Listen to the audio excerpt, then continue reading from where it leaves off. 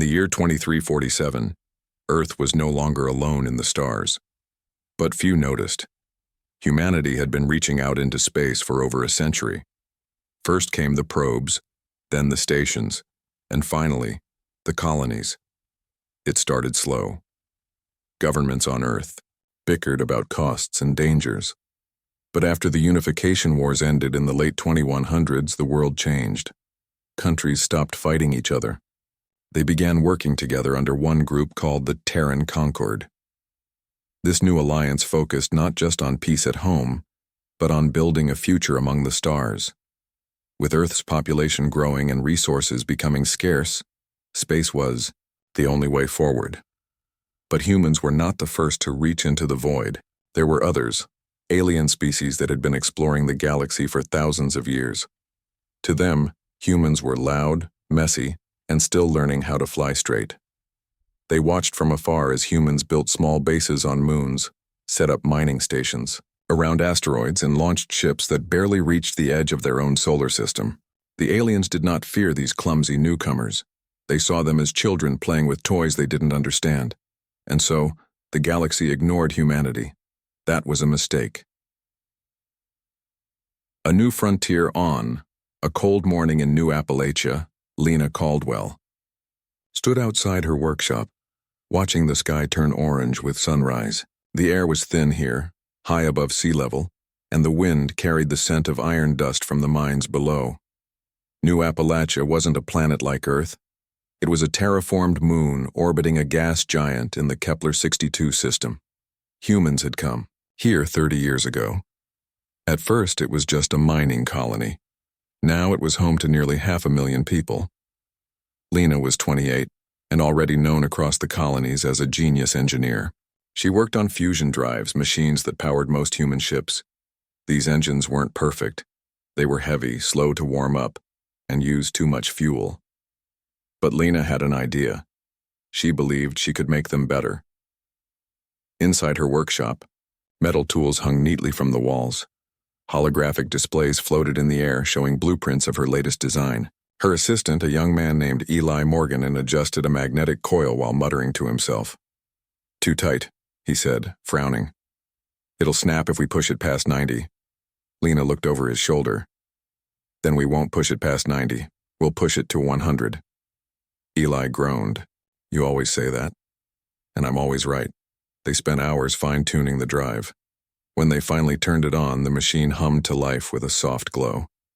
Energy flowed smoothly through the coils, and the output tripled what it should have been. Eli stared at the screen. "That shouldn't be possible." "It is now," Lena said, smiling. This new drive would change everything. Ships could travel farther, faster. Colonies could stay connected. Trade routes could expand. It was the kind of breakthrough that could shift the balance of power. But no one beyond New Appalachia knew about it yet, and the galaxy, still asleep. Hidden strengths. While Lena worked on engines, another group of humans was doing something even more secret. Far from the eyes of alien scouts behind the asteroid belt of the Tau Ceti system, humans had begun building something huge. Deep inside the wreckage of a dead moon, hidden beneath layers of rock and dust, lay a massive shipyard. No official record showed its existence. Not even the Terran Concord knew all the details. It was run by a group called Project Dawn, a coalition of scientists, engineers, and ex-military personnel who believed that humanity needed to be ready. Ready for what? No one could say for sure, but they all agreed. One day, someone would come looking for trouble. The project had been running for 15 years. Its goal was simple: build ships that could protect human space, not just from pirates or accidents, but from real threats, alien warships. So far, they had completed 3 prototype vessels. Each was unlike anything seen before. Small, fast, and built with experimental materials, they were designed to fight smarter, not harder. One of those ships, the Wayfarer, was being tested by a pilot named Marcus Bell.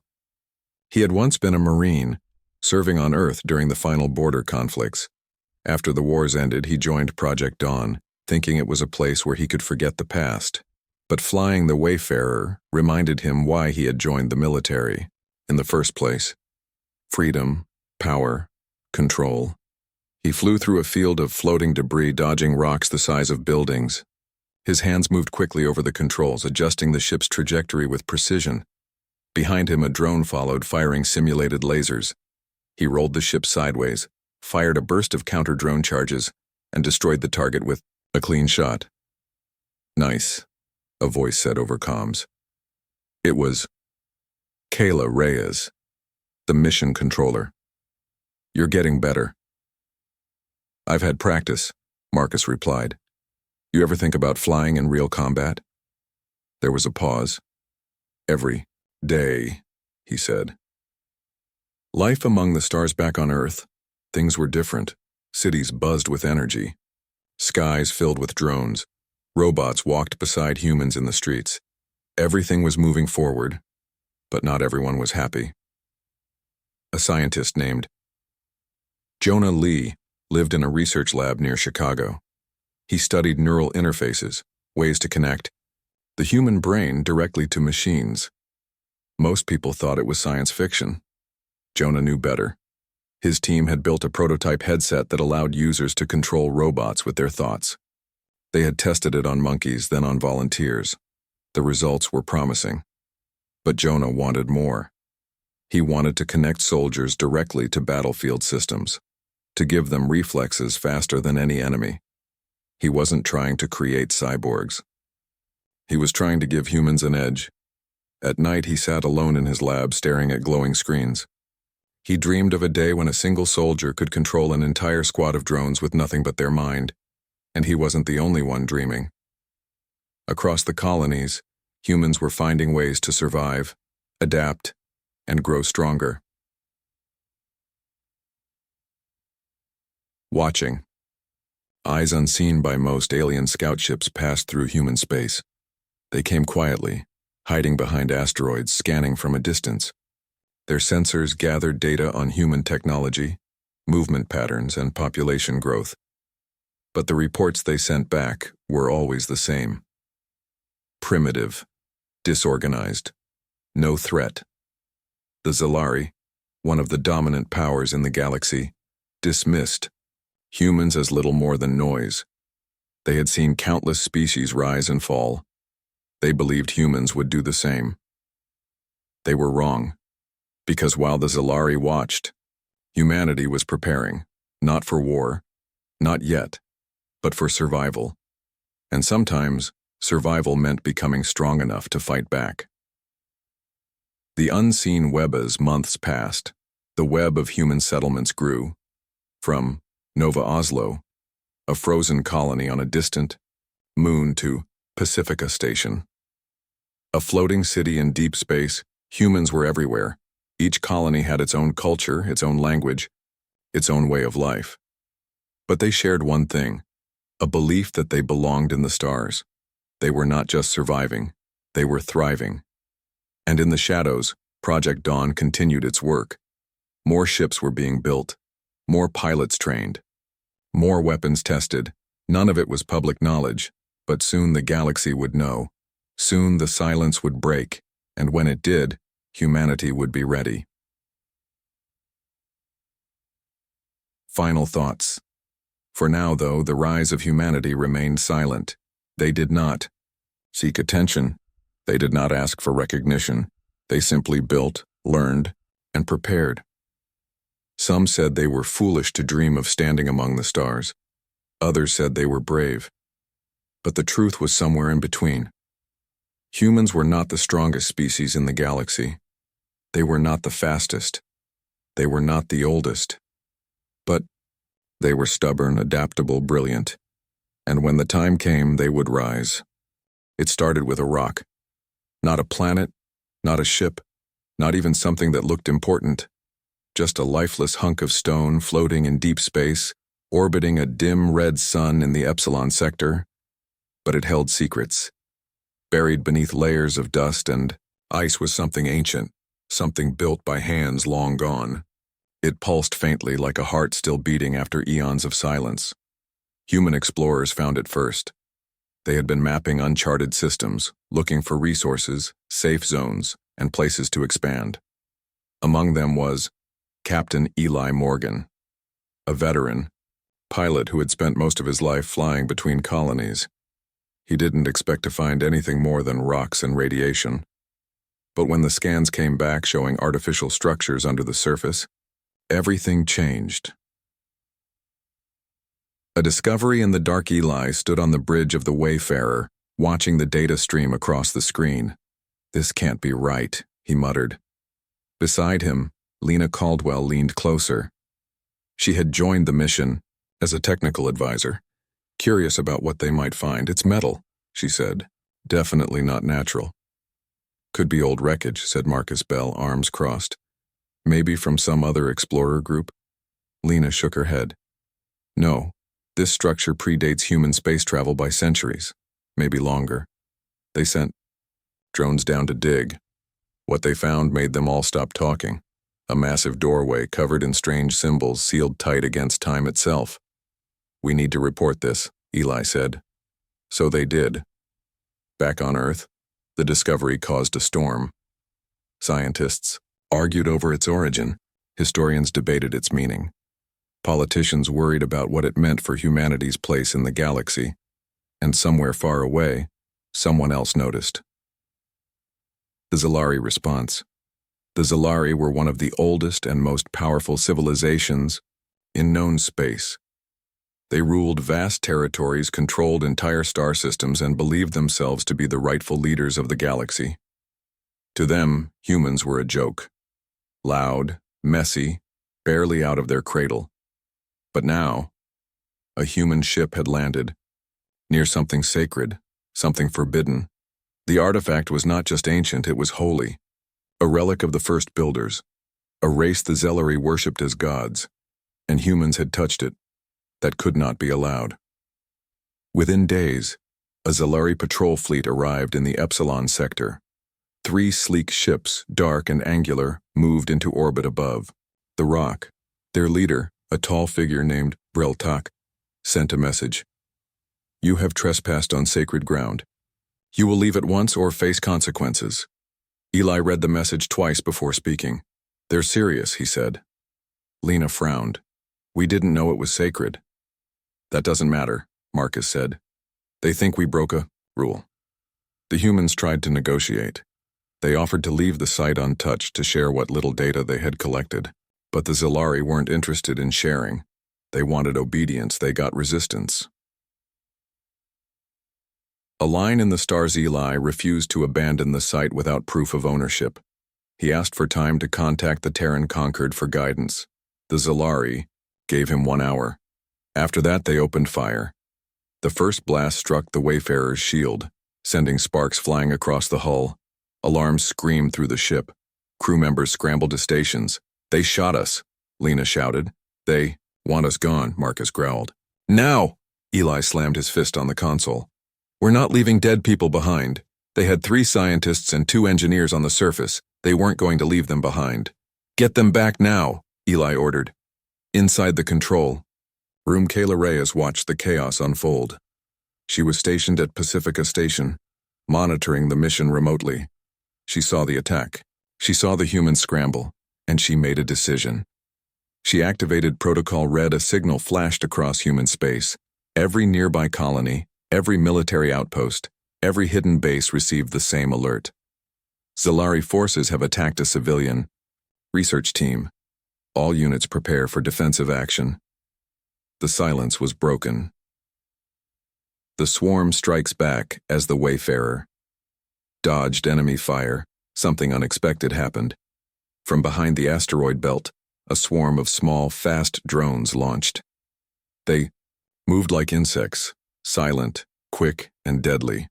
These were experimental units designed by Lena months ago. She had installed them on the Wayfarer, just in case something went wrong. Now they flew straight toward the Zalari ships. The Zalari pilots barely had time to react. The drones latched onto the hulls of the enemy vessels, injecting electromagnetic pulses that fried targeting systems and communications. One Zalari ship lost power completely. Another veered off course, crashing into a nearby asteroid. Only the lead ship, commanded by Vreltak, escaped with minimal damage, but the battle was over in seconds, and the message was clear. Humans could fight. Shockwaves. Across the galaxy, news spread fast. Across human space, people watched replays of the attack. They saw the Zalari strike. First, they saw the Wayfarer defend itself, and they saw the swarm. Everywhere, reactions poured in. On New Appalachia, miners cheered. On Nova Oslo, students held protests. On Pacifica Station, diplomats began calling for unity. For the first time in decades, humans felt the same thing: anger and resolve. Back on Earth, the Terran Concord met in emergency session. They debated whether to apologize, to pull back, to avoid further conflict, but then Jonah Lee spoke. "I've seen what our enemies are capable of," he said, "and I've seen what we can become. We cannot afford to back down." There was silence, then applause, then action. The Concord declared that humanity would no longer tolerate being treated as second-class citizens in the stars. They would protect their own. They would stand their ground, and if needed, they would fight. Building for battle in secret, Project Dawn accelerated its plans. Shipyards hidden behind asteroid belts worked day and night. Engineers refined drone designs. Scientists tested new weapons. On New Appalachia, Lena led a team developing improved fusion drives. The new models doubled ship speed and cut fuel use by half. On Pacifica Station, Kayla Reyes coordinated diplomatic efforts. She reached out to other human colonies, urging them to unite. On Earth, Jonah Lee continued his work on neural interfaces. He believed soldiers should be able to react faster than any alien pilot. And on the Wayfarer, Eli Morgan trained his crew for what might come next, because they all knew one thing: this wasn't over. It had only just begun. The enemy watches far. From human space, aboard a massive command ship, Vreltak sat in silence. He reviewed footage of the battle, the swarm, the speed, the defiance. He turned to his officer. "These humans, they are not what we thought." His voice was cold. "But they will learn respect." Behind him, screens showed reports from across the galaxy. Other species were watching. Some feared what would come next, others hoped. Because for the first time in a long time, someone had stood up to the Zalari, and won. The storm gathers as weeks passed. Tensions rose. Zalari patrols grew heavier near human borders. Human colonies increased security. Diplomatic talks failed. And in the shadows, Project Dawn prepared for war. Not because they wanted it, but because they knew it was coming, and when it did, humanity would be ready. The war began with a single world. Red Dust was not a planet of beauty or comfort. It had no oceans, no forests, and barely enough air to breathe without filters. But it was important. It was one of the largest human colonies outside Earth. A place where miners, scientists, and settlers had built something from nothing. Now it was under siege. The Zalari came with their ships, dark and silent against the red sky. They dropped thousands of soldiers onto the surface. They believed they would face little resistance. They were wrong. Preparing for war, Colonel Marcus Bell stood on the edge of a cliff, looking down at the city below. The lights of red dust flickered like stars scattered across the land. He had been given command of planetary defense just weeks ago. No time to prepare, no time to train, just orders: protect the colony, and now the enemy was here. Beside him, Lena Caldwell adjusted her helmet. She wasn't a soldier, but she knew machines better than anyone. If the colony's defenses failed, it would be because of a mistake in the tech. "They're landing in 3 zones," she said, pointing at a map floating above her wrist display. "North Ridge, Central Valley, and near the old mines." Marcus nodded. "We can't fight them head on. We'll lose too many people." "So we don't fight fair," Lena replied. "We use traps, drones, and terrain." "That's the plan," he said. Behind them, Kayla Reyes watched from a distance. She had come to help coordinate the defense. but mostly to send updates back to Earth. We need to show the galaxy what's happening, she said. If the Zalari think no one is watching, they'll do worse. Marcus looked at her. Then make sure someone is watching. First, contact. The first attack came at dawn. Zalari dropships fell from the sky like stones, trailing fire and smoke. They landed hard, kicking up dust and debris. From them poured alien soldiers, tall and armored, carrying weapons that glowed with deadly light. They moved fast, confident in their strength, but as soon as they stepped onto the ground, the traps went off. Beneath the sand, hidden explosives detonated. Shockwaves rolled through the battlefield. Several Zalari soldiers vanished in fire. From behind rocky ridges, human defenders opened fire. They weren't regular troops, they were miners, engineers, even doctors who had picked up guns. Lena's drone network lit up the sky. Small, fast machines zipped through the air, firing bursts of energy that stunned or disabled enemy units. The Zalari hadn't expected this. They regrouped, tried to push forward, but every step cost them more. Fighting for every inch. By midday, the city was surrounded. Zalari forces had cut off most escape routes. The few roads leading out were blocked by enemy tanks and patrols. Inside the city, civilians were hiding in underground shelters. Some refused to leave their homes, choosing to fight instead. In the center of town, Jonah Lee worked inside a makeshift lab. He had brought his neural interface prototype with him. Now, he was testing it on real soldiers. One young woman named Riley sat with wires connected to her head. Her eyes were closed, fingers twitching slightly. "Can you feel them?" Jonah asked. She nodded. "Yeah, I can see everything." Outside, a squad of small combat drones hovered in the air, waiting for her command. With a thought, Riley sent them flying toward an advancing group of Zalari soldiers. The drones struck fast, releasing bursts of electricity that knocked enemies off their feet. Jonah smiled. This could change everything. Holding the line, Marcus led the main defense team. They fought from rooftops, alleys, and tunnels beneath the city. Every building became a fortress, every street a battlefield. The Zalari tried to break through with brute force, but humans used the environment against them. They collapsed bridges, set fires in narrow streets, and lured enemies into traps. At one point, a Zalari officer stepped forward, speaking in a loud voice. "You cannot win. Surrender now, and we will spare your lives." A sniper shot him in the head. No one said a word. The message was clear. Humans were not going to give up. The turning point. On the third day of fighting, the Zalari launched a full-scale assault on the city's power grid. They knew that without energy, the defenses would fall apart. Lena and her team raced to stop them. They reached the main power station just as Zalari soldiers breached the outer wall. Gunfire exploded around them. Explosions lit up the night. Lena ducked behind a control panel, shouting orders. "We have to reroute power manually." Eli Morgan ran beside her, covering their retreat.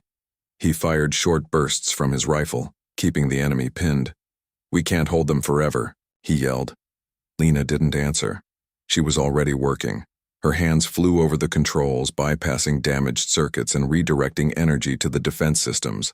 Above them, railgun satellites reactivated. The sky lit up with streaks of light. One by one, Zalari landing zones were destroyed. The tide of battle shifted. The enemy retreats. By the end of the week, the Zalari pulled back. They had lost too many soldiers.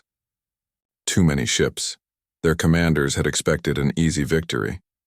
Instead, they found themselves facing an enemy that wouldn't stay down.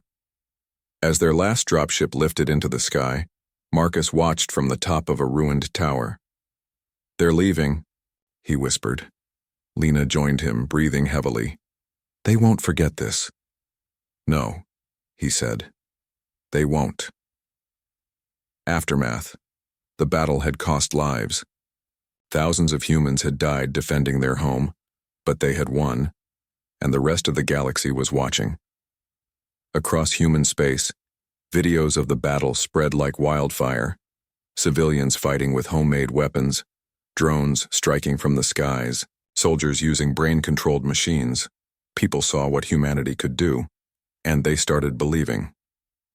Back on Earth, the Terran Concord held another emergency meeting. "We've proven we can defend ourselves," said one leader. "But now the question is," said another, "what comes next?" Kayla Reyes stood up. "We offer protection to others," she said. "To those who suffer under the Zalari. We show them there's hope." There was silence, then agreement. A new era. Begins in secret, Project Dawn expanded its operations. More ships were built, more pilots trained, more weapons tested. Humanity was no longer hiding. They were preparing. Because they all knew one thing: this war was far from over. But now, the galaxy knew the truth. Humans did not run. They fought. And when they fought, they won. After the Battle of Red Dust, everything changed. Humans had proven they could fight, they could win. And now others were watching, not just the Zalari, but the ones who suffered under them. Across the galaxy, many species lived in fear.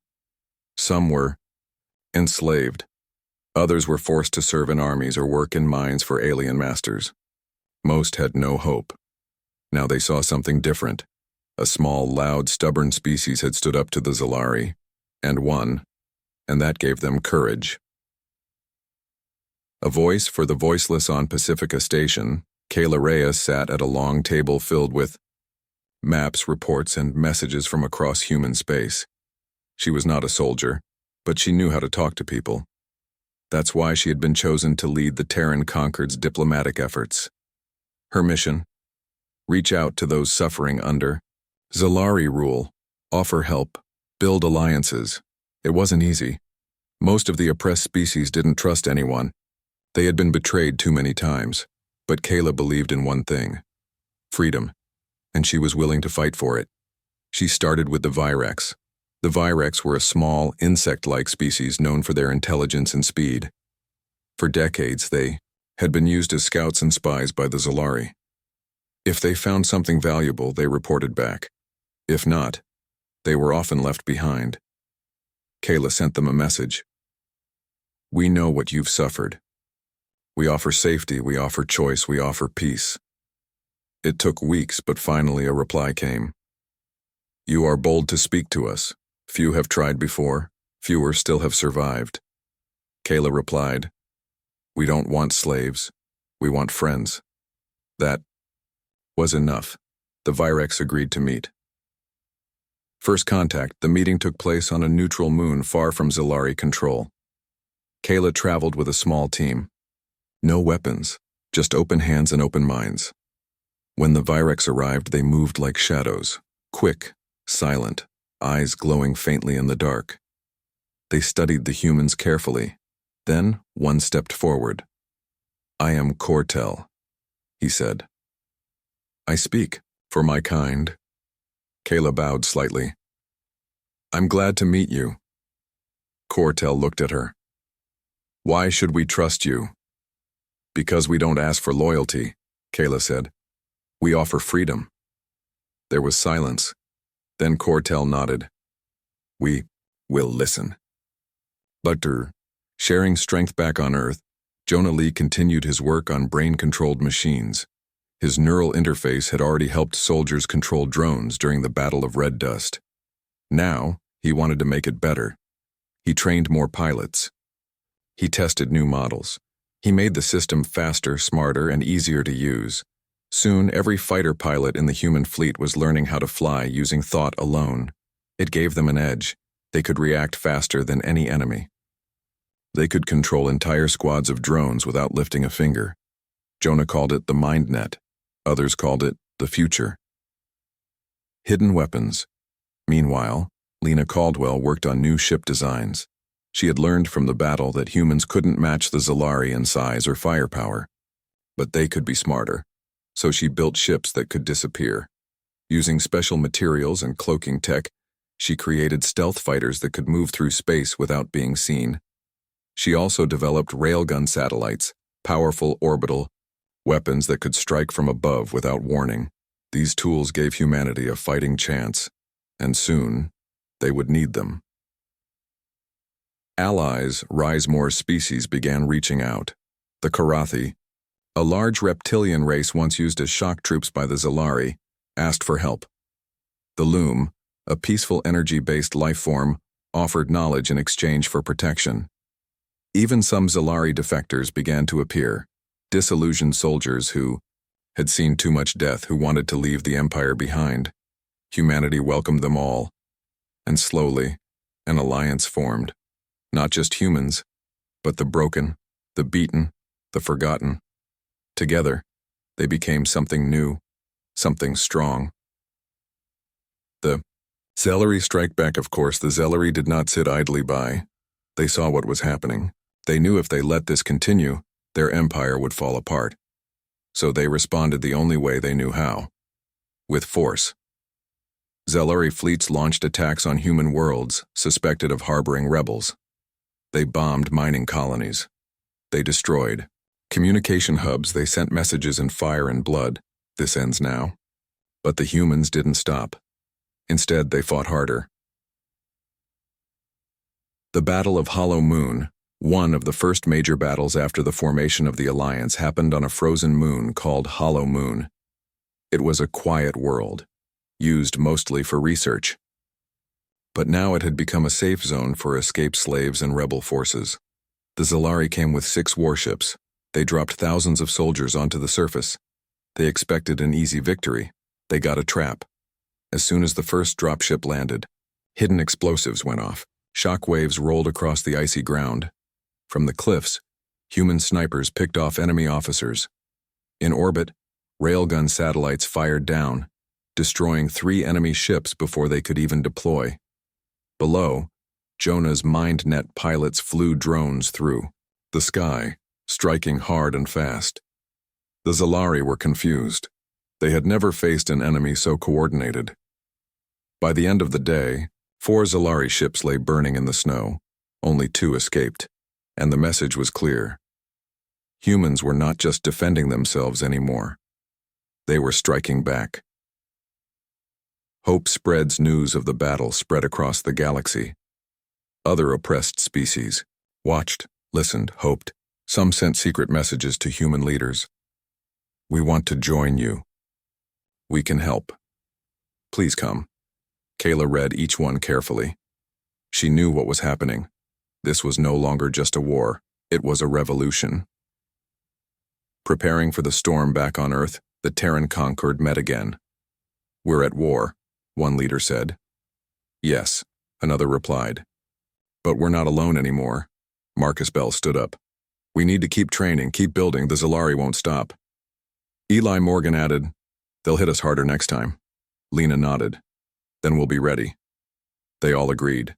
They would not wait for the enemy to come. They would take the fight to them. The chains break. Weeks passed, then months. Human forces grew stronger. New bases were built in deep space. Ships were upgraded, allies trained together, and then the final blow came. A signal reached Earth. It was from inside Zalari territory. Someone had taken over a military base. They were broadcasting a message. "We are free. We are coming home. Join us." It was the start of something bigger. Revolts began breaking out across Zalari-controlled systems. Slaves rose up. Soldiers turned against their commanders. Planets declared independence. The chains were breaking. And at the center of it all, humanity. One looking ahead, as night fell over Earth, Marcus stood outside his old home looking up at the stars. "They're fighting for themselves now," he said quietly. Lena joined him. "Yeah, but they wouldn't have done it without us." Eli walked up behind them. "So what's next?" Marcus smiled. "We keep going." Lena nodded. "We show them how to win." And Eli, looking at the sky, whispered, "We finish this."